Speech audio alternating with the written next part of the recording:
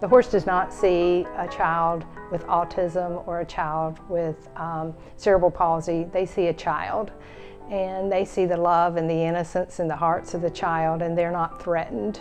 And they just have that wonderful relationship to where they can just kind of sense each other's feelings. Our very first rider was a young lady. She was in her 20s, and she had suffered a brain tumor when she was 10 years old. And due to the surgery to remove that tumor, it left her blind. She did not think she would ever be able to ride a horse, but that was her dream. So we put her on a horse, and we taught her to ride by using musical instruments and voice commands to where she knew when to turn right and left by whichever musical instrument we played. And she now rides independently all by herself without any assistance except for the musical instruments to help her. To me, there's not one big moment that stands out as much as the little accomplishments that happen. Whether we have a rider who, when he first came, he didn't want to have any interaction with any of the games. He just wanted to ride. And to get him to take a ring in his hand and put it over the pole is a big accomplishment for him. And then you have the riders who, they've been riding here for years. They started off with a horse handler and 2 sidewalkers, and now they are independent and riding around the arena by themselves. And just the little things that day to day you see a change, that's the biggest thing. We have a little child, his name is Cole. Well, with Cole, he has a lot of sensory issues. He's, I think, severely autistic. Touch issues. We let him calm down. The horse's motion definitely soothes him. The first time that I got a hug from Cole, that made a big impact on me. He doesn't give those very freely. I was playing with a couple of other riders who were there at the same time as him. I was giving them hugs, and Cole came walking up to me and wanted me to hug him. And right there, I mean, it's just stuff like that. Oh, goodness. Well, we did have a rider who was very frightened to get on the horse. And we had to be very creative to get this person on the horse. We acted like we were going to tie her shoe, and when she got her leg up, we pulled her across the horse. And it surprised her as much as anybody else.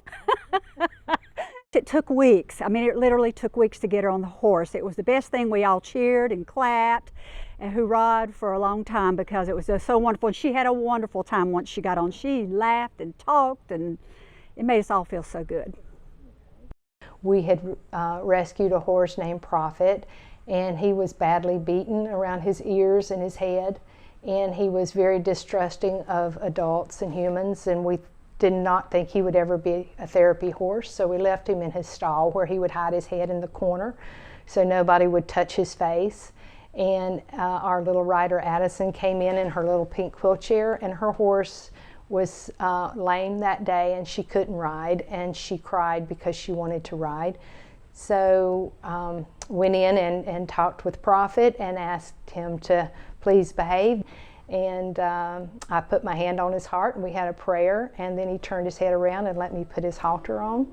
And I walked him right out to Miss Addison, and she just reached up and he just laid his head in her lap, and she had no idea what he had been through, and she just patted him all over his face and his ears, and he just fully trusted her. And that was just one of those miracles that we saw that touched our hearts. Addison healed him from his abuse, and Prophet helped heal her by giving her confidence and love. My mother is retired. We lost our father about 5 years ago, and in that period of time, she's become very, very withdrawn and very inner shell, lacks confidence, just really would not do anything, and her health was starting to fail as well. She was getting very depressed, and to be honest with you, I was at the end of my rope. I really didn't know what to do. I prayed and prayed until one day Gail came to me and said, you know, we're thinking about a senior saddle program, and we were looking for volunteers. And I thought, well, my mom would be perfect, right? And after some persuasion on my part. We got her here, and as soon as she got on the horse, it seemed like she started healing. And in the few months that she's been here, she has come out of her shell. She's really not depressed as much anymore. She interacts with people. She wants to go places. I really think that the horses and the good Lord have helped her, and this place has really helped her and probably saved her life. When you serve at a place like Rising Hope Farms, you just see miracles every day. Some small and some that just make your jaws drop. You just can't believe it. And the wonderful things that happen between the children and the horses are magic, but it also is a wonderful thing for the children and the volunteers and the horses and the horses for the children. So it's like it's a circle of blessing where we all just feel good about what we do for each other.